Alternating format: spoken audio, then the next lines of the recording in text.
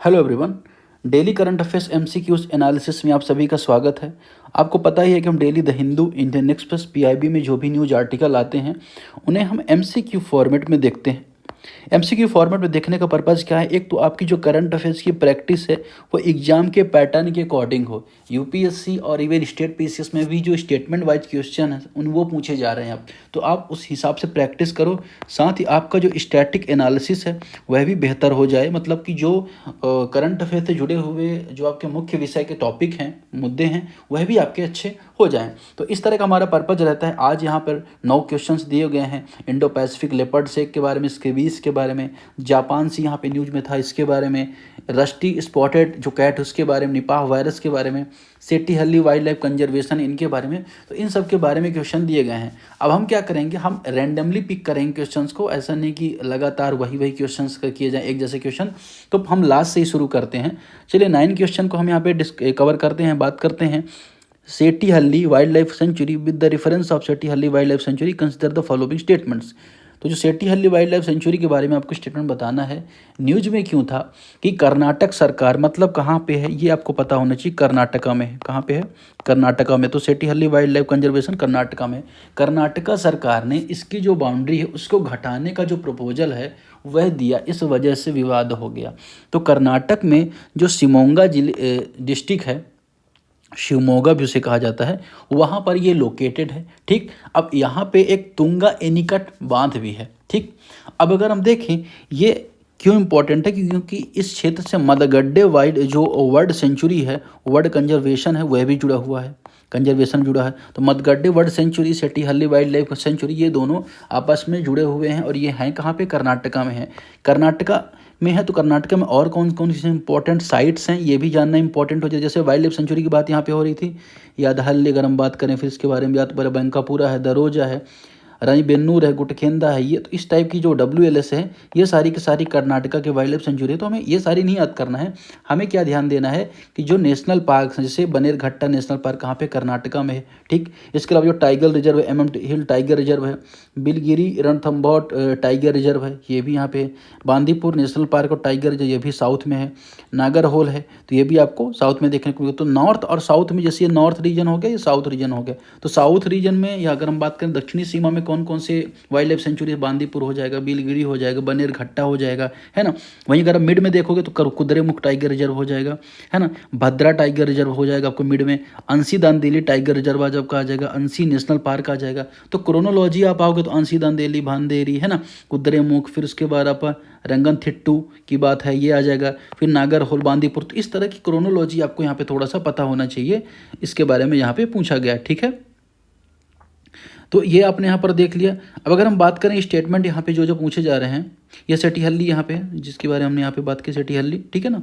तो अब स्टेटमेंट क्या है कि ये कर्नाटका राज्य में, देखिए अगर आप किसी नेशनल पार्क की वाइल्ड लाइफ यानी वाइल्ड लाइफ सेंचुरी की लोकेशन आपको पता चल गई ना कहाँ पे है, और उसका जो वेजिटेशन पता चल गया, तो उस क्वेश्चन को सॉल्व करने में इशू नहीं होता। मतलब वेजिटेशन मतलब क्या? किस तरह के वनस्पति, आर्द्र पर्णपाती, एरिड, ट्रॉपिकल डिसिडुअस या एवरग्रीन किस तरह के पाए जाते हैं, ये दोनों चीज़ें पता होनी चाहिए। अब कर्नाटका में है ये तो आपने देख लिया यहाँ पे, तो पहला स्टेटमेंट यहाँ पे करेक्ट हो जाएगा। दूसरा, तुंगी एनीकट बांध इस अभ्यारण्य का हिस्सा, ये भी मैंने आपको बताया है कि तुंगी एनीकट एक बांध है ना, यह भी इसका हिस्सा माना जाता है, यह भी करेक्ट हो जाएगा। इस सीमा के भीतर कोई मानव बस्ती नहीं, तो वाइल्ड लाइफ सेंचुरी मानव बस्तियाँ दिखती हैं, ऐसी बात नहीं है एकदम कंप्लीटली इनमें बैन होता है। तो ये जो तीसरा ऑप्शन है यहाँ पे इलिमिनेट हो जाएगा। अगर हम बात करें यहाँ पे बड़ी संख्या में मानव बस्ती हैं, और लगभग आप देखोगे तो वो कौन सी मानव बस्तियाँ हैं? जब शरावती बांध बना था, शरावती डैम बना था, 1960s की बात है, उस टाइम पे बहुत सारे जो जो बस्तियाँ थी उनको क्या किया गया था? रिहेबिलिटेट किया गया था यहाँ पर। अब अगर हम बात करें कि किस तरह की वेजिटेशन पाया जाता है, तो यहाँ पे आपको एवरग्रीन वेजिटेशन भी देखा जाता है। एवरग्रीन सदाबहार वन भी पाए जाते हैं, सेमी एवरग्रीन भी देखे जाते हैं, ड्राई भी, और कहते हैं ना कि डिसिडुअस भी, तो ये सब देखे जाते हैं। बाघ, तेंदुआ, हाथी, सभी जीव जंतु यहाँ पे पाए जाते हैं। तो जीव जंतु यहाँ पे सभी लगभग पाए जाएंगे। तो सही आंसर क्या हो जाएगा, 1 और 2 यहाँ पे करेक्ट आंसर हो जाएगा, और जो तीसरा है यहाँ पे इनकरेक्ट हो जाएगा। तो इस तरह से हम रैंडम टॉपिक उठाएंगे। अब जैसे हम जापान सागर के बारे में ये टॉपिक उठाते हैं, जापान सागर न्यूज़ में था। तो जब कोई चीज़ न्यूज़ में आती है, खासतौर पर जो मैप से जुड़ी हो, हालांकि मैंने मैप का जो जितने भी वाटर बॉडीज़ है ना, उनका बहुत अच्छा एक वीडियो कवर किया है। पूरी ग्लोबली जितनी वाटर बॉडीज़ आधे घंटे मैंने कवर की हैं, तो वहाँ से आप जाके हर एक वाटर बॉडी को देख लीजिए। क्योंकि देखिए लोकेशन जो रहती है, जैसे मैक्सिको, गल्फ ऑफ मैक्सिको है, किन किन से देशों से बॉर्डर बनाती है, क्या न्यूज़ में था, ये सब पता होना ज़रूरी है। और उस वीडियो से आपको यहाँ पे मिल जाएगी। आप प्लेलिस्ट में जाएंगे, आप मैपिंग वाली प्लेलिस्ट पे, तो वहाँ पे आपको मिल जाएगी। तो वहाँ से जाकर इसे कवर कर सकते हैं। रही बात ये जापान सागर की जो टॉपिक है, उसको यहाँ पे हम आइए कवर कर लेते हैं। यहाँ पे जापान सागर न्यूज़ में क्यों था, क्योंकि अभी नॉर्थ कोरिया ने क्या किया, एक मिसाइल आई थिंक लॉन्च की है, और ये कहाँ पे गिरी है, बैलिस्टिक मिसाइल कहाँ पे, जापान सागर में गिरी। तो लोकेशन देखिए आप, ये नॉर्थ कोरिया का बॉर्डर जो चाइना से लगता है, ये नॉर्थ कोरिया का बॉर्डर साउथ कोरिया से लगता है। तो साउथ कोरिया का एक तरफ से बॉर्डर सिर्फ नॉर्थ कोरिया से लगता है, और चाइना से अटैच ही है नॉर्थ कोरिया। अब यहाँ पर जापान के 4 आइलैंड है। होकुडू आइलैंड है, ये होन्शु होकुडू है, फिर शिकोकू है, ये शिकोकू आइलैंड है ना, और ये क्योंशु है। तो ठीक, तो ये होकुडू, होन्शु, शिकोकू, क्योंशु ये वाला नहीं है, ये सखालिन है, ठीक है ना, ये कन्फ्यूजन इससे हो गया था। तो ये होकुडू है, होन्शु है, शिकोकू और क्योंशु, 4 आइलैंड यहाँ पे क्लियरली हैं। चाइना और इसके बीच के लोकेशन से अब जापान की आपको यहाँ पे दिख ही रही होगी, ठीक है ना। और यहाँ पे कोरिया स्टेट है, ये भी आपको पता होना चाहिए, ठीक है। लापेरोस स्टेट है, तो स्टेट का भी हमने एक कंप्लीट वीडियो डिस्कस किया, सारे स्टेट कवर किए हैं, ठीक है ना। ये स्टेट ऑफ टार्टरी है, जो सखालिन और रसिया के बीच में है, ठीक। तो और पूछा जाए कि सी ऑफ जापान से रसिया भी लगता है, चाइना भी बॉर्डर लगाता है, नॉर्थ कोरिया भी लगाता है, साउथ कोरिया भी लगाता है, और जापान भी लगाता है। तो 5 देशों की बॉर्डर अगर आपको देखने को मिलेगी, सी ऑफ जापान से लगती है, ठीक। तो ये आपने यहाँ पर समझ लिया, ठीक। अब आपने स्टेट भी देख ली। अब हम क्या देख लेते हैं थोड़ा सा यहाँ पे, जो ये बेसिन देख लीजिए, यमातो बेसिन है और जापान बेसिन, ये भी दोनों जापान सागर में है। और त्सुगारू जो स्ट्रेट है, ये होकुडू और होन्शु को जोड़ती है आपस में, ये जो स्ट्रेट है, जल संधि है। तो ये सारी चीज़ हमने यहाँ पर देखी। स्टेटमेंट है कि it is also known as east sea, इसे पूर्वी सागर के नाम से भी जाना जाता है। स्टेटमेंट यहाँ पे बन रहा है। दूसरा स्टेटमेंट यहाँ पर क्या है, सॉरी, दूसरा स्टेटमेंट है, it is connected to the East China Sea through the Tsushima Strait, यह त्सुशिमा जल डमरू मध्य के माध्यम से पूर्वी चीन के साथ जुड़ा हुआ है, ठीक है। तीसरा ऑप्शन है, it experience very high tide variation like Bay of Bengal की तरह यहाँ पे बहुत ज़्यादा वेरिएशन देखने को मिलते हैं हाई टाइड के। हाई टाइड लो टाइड तो आपको पता ही होगा, बेसिक कॉन्सेप्ट्स हैं। तो यहाँ पर क्या चीज़ बोली जा रही है, इन तीनों में से कौन सा स्टेटमेंट करेक्ट है आपको यहाँ पे बताना है। तो कौन सा स्टेटमेंट करेक्ट है बताइए। तो 1 और 2 इसका यहाँ पे करेक्ट आंसर हो जाएगा। तीसरा ऑप्शन है यहाँ पे इनकरेक्ट हो जाएगा। आप इसकी लोकेशन देख रहे होंगे, तो 3 तरफ से तो घिरा ही हुआ है, तो इधर बाहर का जो पैसिफिक प्रेशर है, इस पर यहाँ पे देखने को नहीं मिलेगा, ठीक है। चलिए आगे बढ़ते हैं। नेक्स्ट क्वेश्चन, बंद है ना ये वाला रीजन, अगर आप देखो ये वाला पूरा रीजन ना पूरा लॉक है। अब ये लॉक है, तो हाई टाइड का जो इम्पैक्ट इधर से पैसिफिक से पड़ना था वो नहीं पड़ रहा है। इस वजह से यहाँ पे आपको हाई टाइड बंगाल की तरह देखने को नहीं मिलेगा, बल्कि बंगाल खाड़ी में आप देखोगे तो जैसे ये है, ये वाला रीजन अरब सागर है, ये बंगाल खाड़ी है, यहाँ पे इंडियन ओशियन है। तो इंडियन ओशियन का जो प्रेशर इधर आपको देखने को मिलेगा, तो हाई टाइड इधर भी आपको देखने को मिलेगा। तो 1 और 2 इसका करेक्ट आंसर यहाँ पर हो जाएगा, ठीक है। चलिए क्वेश्चन नंबर 5 देखते हैं। विद द रेफरेंस टू इसके बीच कंसिडर द फॉलोइंग स्टेटमेंट्स। इसके बीच के संदर्भ में आपको स्टेटमेंट बताने हैं। ये एक परजीवी माइट के कारण होता है। अब है क्या, हम यहाँ पे देखेंगे, उसको भी समझेंगे।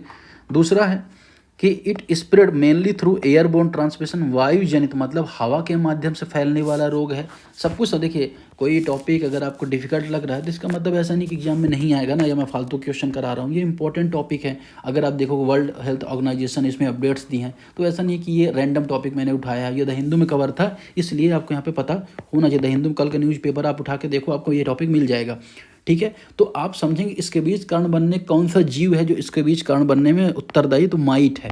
माइट कैसे फैलता है, जब कोई व्यक्ति संक्रमित होता है, उसके आसपास कोई व्यक्ति संक्रमित आता है, तो इससे जो बिस्तर हैं या उसके जो कपड़े हैं उसके उपयोग से ये फैल जाता है, ठीक है। तो ये बात हो गई। WHO ने क्या कहा, इसके बीच जो रोग है, विश्व के जो स्किन रिलेटेड रोग है ना, खासतौर पर डेवलपिंग कंट्रीज में, उनमें बड़ा पार्टीशन इसका है। जैसे इसके बीच रोग का जो डेवलपिंग कंट्री बड़ा पार्टीशन देखने को मिल रहा है।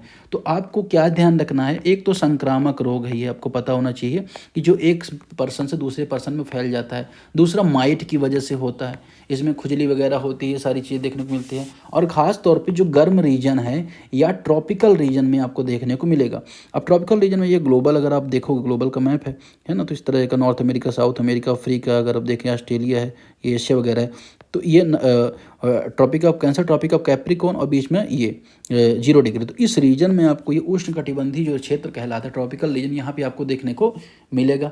ठीक है, भीड़ भाड़ वाली परिस्थितियों में इसके देखने के चांसेस मिल जाते हैं। तो ये तो इसके बात हो गई। अब इसका उपचार कैसे किया जाता है? उपचार, इसके बीच का जो उपचार टॉपिकल क्रीम्स, मलहम वगैरह से किया जाता है और इसकी दवाएं भी हैं। ठीक है, तो इसको क्या किया WHO ने NTD डिक्लेयर कर रखा है, नेग्लेक्टेड ट्रॉपिकल डिसीज भी डिक्लेयर किया है। ठीक है, ईस्ट उष्णकटिबंधीय क्षेत्रों में फैलने वाला है, तो NTD भी से WHO ने डिक्लेयर किया है। WHO को इस्टेब्लिश किया गया था 7 अप्रैल 1948 को, है ना। तो जितने भी बीमारियों के स्टेटस की वो एपिडेमिक है, पेंडेमिक है ना, ये सब कौन डिक्लेयर करता है? WHO डिक्लेयर करता है। तीसरा ऑप्शन है कि it has been classified a neglected tropical disease by WHO। ये बात यहाँ पे करेक्ट है। एयरबोर्न नहीं बल्कि ह्यूमन टू ह्यूमन टच से, इम्पैक्ट से फैलता है। ठीक है ना, तो 1 और 3 यहाँ पे करेक्ट आंसर आ जाएगा। फिर आगे बढ़ते हैं क्वेश्चन नंबर 4 की तरफ। With the reference to Indo Pacific leopard shark consider the following statements. जो इंडो पैसिफिक लेपर्ड शार्क है उसके बारे में कि थाईलैंड में जो कंजर्वेशन हो रहा है, वहाँ पे माइटन आइलैंड है, उसके पास इंडो पैसिफिक लेपर्ड शार्क को छोड़कर देश का पहला रीवाइल्डिंग प्रयास शुरू किया गया है ना। तो इसे जेब्रा शार्क का इसे छोड़ा गया, इस वजह से यहाँ पे ये न्यूज़ में आ कि ज़्यादा इंपॉर्टेंट नहीं है, बस ठीक है, पता होना चाहिए कि IUCN में क्या इसका है, इसका लोकेशन कहाँ पे रहती है। तो अगर आप लोकेशन देखोगे तो इंडो पैसिफिक वाले रीजन में मानी जाती है। इंडो पैसिफिक रीजन कौन सा है? तो अगर आपने ये भारत की लोकेशन अगर आपने देख रखी है, ये भारत की लोकेशन हो गई, ये इंडियन ओशियन है। ठीक है ना, तो आप इस तरह से देखते होंगे चाइना वगैरह इधर का है। ठीक है, फिर यहाँ पे इंडोनेशिया, ये सारी कंट्रीज है, और यहाँ पे पैसिफिक ओशियन है, पैसिफिक है। तो ये वाला रीजन इंडो पैसिफिक कहलाता है। तो यहाँ पर ये कोस्टल वाटर में रहती है ज़्यादातर, है ना, और ओविपोरस होती है, मादा शार्क इसमें अंडे देती है। तो ये न्यूज में थी क्योंकि इसे क्या किया गया है, छोड़ा गया है फिर से। अब IUCN में वल्नरेबल नहीं बल्कि इंडेंजर्ड कैटेगरी में आती है। तो इतना आपको पता है, सफिशिएंट है। जेब्रा शार्क के नाम से जाना जाता है, इसकी आप फोटो देख सकते हैं, है ना, यहाँ पे बनी हुई है। दूसरा, ये अंडर जो भी पोरस प्रकृति की IUCN के अनुसार इसकी संरक्षण संवेदनशील है। तो 1 और 3 इसका 1 और 2 यहाँ पे करेक्ट आंसर हो जाएगा। इंडेंजर्ड इज वल्नरेबल यहाँ पे इनकरेक्ट हो जाएगा। चलिए आगे बढ़ते हैं नेक्स्ट क्वेश्चन की तरफ। अगला क्वेश्चन किसके बारे में? ड्यूट्रॉन के बारे में है। ड्यूट्रॉन के बारे में क्या न्यूज़ है पहले देखिए हाल में सर्न के बारे में आपने सुना होगा।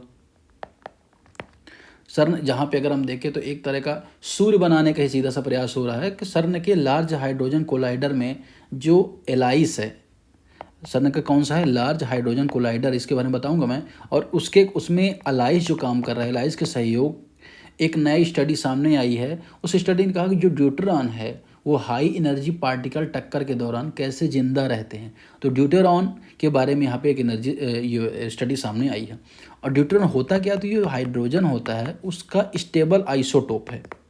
स्टेबल आइसोटोप है मतलब क्या? एक समस्थानिक है, आइसोटोप है। ठीक है ना, इसके जो न्यूक्लियस उसमें प्रोटॉन भी रहता है, इसके न्यूक्लियस में न्यूट्रॉन भी रहता है। ठीक है, अब ये स्टडी सामने आई है किसके बारे में? ड्यूट्रॉन के बारे में। ड्यूट्रॉन का उपयोग क्या होता है? जो भारी जल प्रोडक्शन में इसका उपयोग होता है, भारी जल, साथ ही साथ जो न्यूक्लियर रिएक्टर उसमें मॉडरेटर के रूप में इसका उपयोग ड्यूट्रॉन का किया जाता है। तो ड्यूट्रॉन के बहुत सारे उपयोग है। इसका उपयोग ट्रिटियम के उत्पादन प्रोडक्शन में भी किया जाता है, खासतौर पर जब न्यूक्लियर वेपन बनाए जाते हैं तो वहाँ पर इसका उपयोग बहुत ज़्यादा होता है। ठीक है, तो ये चीज़ आपको यहाँ पर थोड़ा सा ड्यूट्रॉन के बारे में याद रखनी है, ड्यूट्रॉन की जो स्टडी सामने निकल के आई है। ठीक, अब अगर हम बात करें कि with the reference of deuteron consider the following statement, it consist 1 proton 1 neutron. ये एक प्रोटॉन एक न्यूट्रॉन होता है, ये तो करेक्ट है। और इसका विद्युत आवेश +1 होता है, यह भी बात यहाँ पे करेक्ट है। इसका जो विद्युत आवेश होता है वो +1 होता है। इसके अलावा अगर हम बात करें तीसरा, इसका नाभिकीय स्पिन 0 होता है, इट न्यूक्लियर स्पिन 0। तो न्यूक्लियर स्पिन 0 होता है, यह भी बात यहाँ पे करेक्ट है। अब अगर देखिए यहाँ पे 2 चीज़ें आपको जानना जरूरी है। क्या जानना जरूरी है? एक तो क्या सर्न क्या है ये भी जानना जरूरी है। दूसरा LHC या लार्ज हाइड्रोजन कॉरिडोर जो कोलाइडर, उसके बारे में जानना जरूरी है। तो आइए थोड़ा सा इसका बेसिक समझ यहाँ पे डेवलप कर लेते हैं।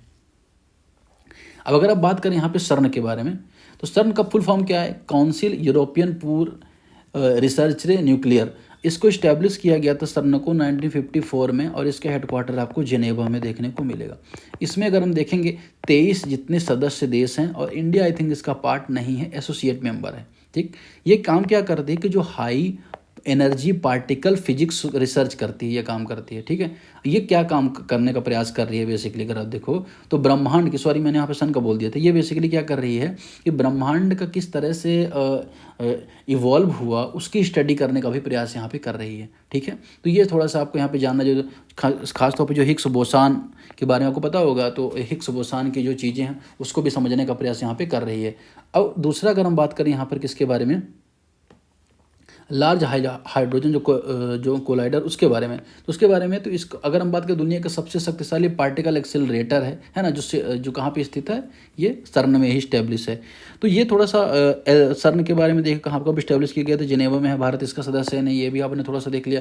हिग्स बोसान के बारे में यहाँ पे चर्चा आई कि जो हिग्स बोसान की भी स्टडी ये करती है, तो हिग्स बोसान है क्या है, हिग्स बोसान इसे गॉड पार्टिकल कहा जाता है। हिग्स बेसिकली ये बताते हैं कि जब भी पृथ्वी, जब यह ब्रह्मांड वगैरह उत्पन्न हो तो किस तरह से उत्पन्न हुए थे, ब्रह्मांड जैसा हम जानते हैं किस तरह से अस्तित्व में था, ये सारी स्टडी को इसको यहाँ पे देखा जाता है हिग्स बोसान में। तो ये आपने इसके बारे में यहाँ पर देखा, सही आंसर 1 और 2 यहाँ पे हो जाएगा। क्वेश्चन नंबर 2 देखेंगे यहाँ पे फास्फोरस के बारे में। आपने सबने माचिस जलाई होगी, तो माचिस में जो तीली में जो लगा हुआ होता है वो क्या होता है, वो फास्फोरस ही होता है। तो उसके बारे में हम यहाँ पर समझेंगे कि आखिर क्यों न्यूज में था।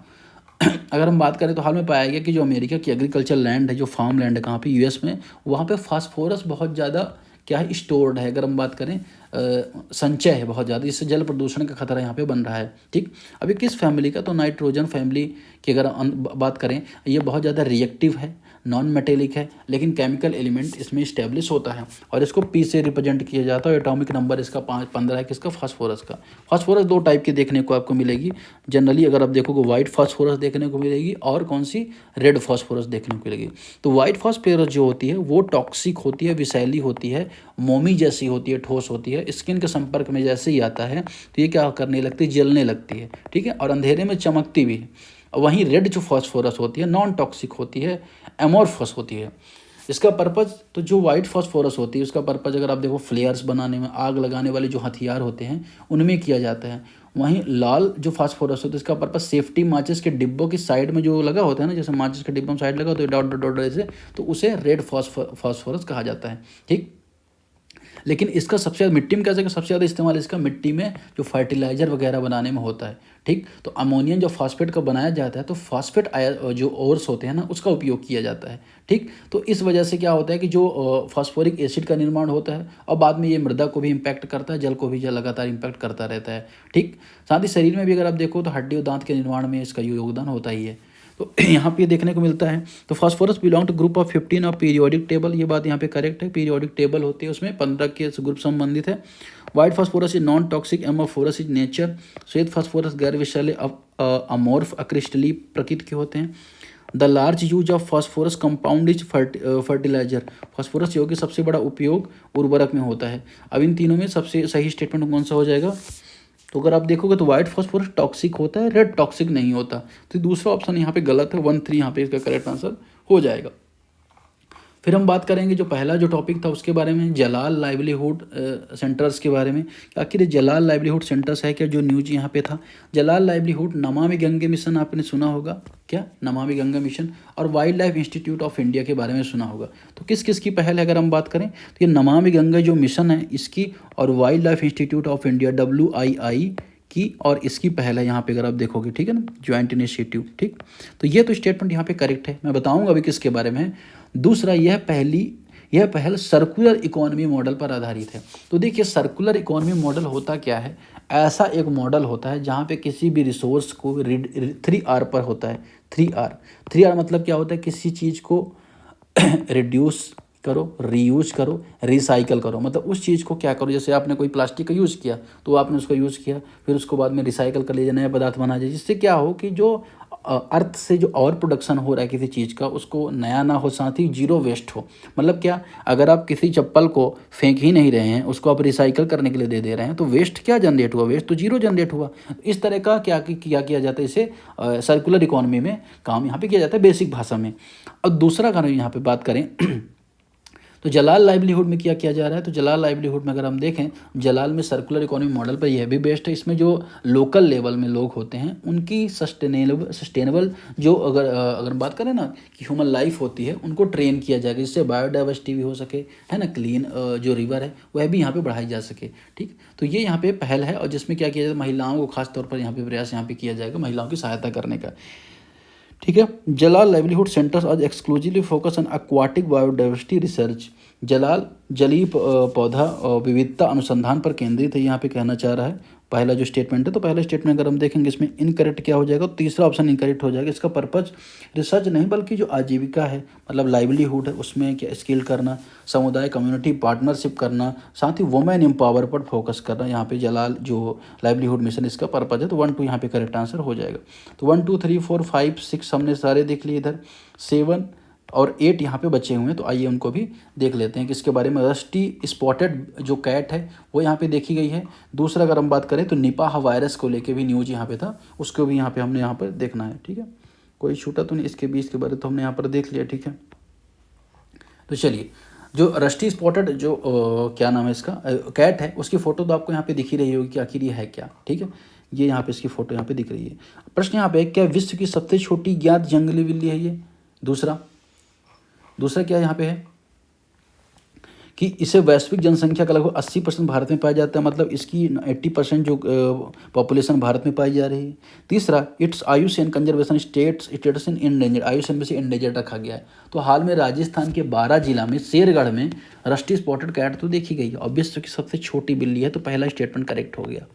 दूसरा अगर हम बात करें, भारत में ये उत्तर मध्य भारत में पाई जाती है, और वेस्टर्न जो घाट्स होते हैं, मतलब इस रीजन में पाई जाएगी, वेस्टर्न घाट्स में ही पाई जाएगी, कच्छ के राजस्थान में पाई जाएगी, पेनिनसुलर इंडिया में पाई जाएगी, और विश्व में लगभग 80% भारत में ही पाई जाती है। हालांकि सिर्फ भारत में नहीं बल्कि नेपाल में भी पाई जाती है ये, और कहाँ पाई जाती है, और श्रीलंका में भी देखी जाती है। तो अगर ऐसा स्टेटमेंट है कि ओनली इन इंडिया, तो ये इनकरेक्ट हो जाएगा, लेकिन हाँ मोस्टली इन इंडिया, तो ये यहाँ पे स्टेटमेंट करेक्ट हो जाएगा। तो ये चीज़ आपको यहाँ पे थोड़ा सा जाननी है। आयुष्मान में बात करें तो इसे नियर थ्रेटन कैटेगरी में रखा गया है, एंटी कैटेगरी में, तो ये तीसरा स्टेटमेंट एलिमिनेट हो जाएगा। 1 2 यहाँ पे करेक्ट आंसर हो जाएगा।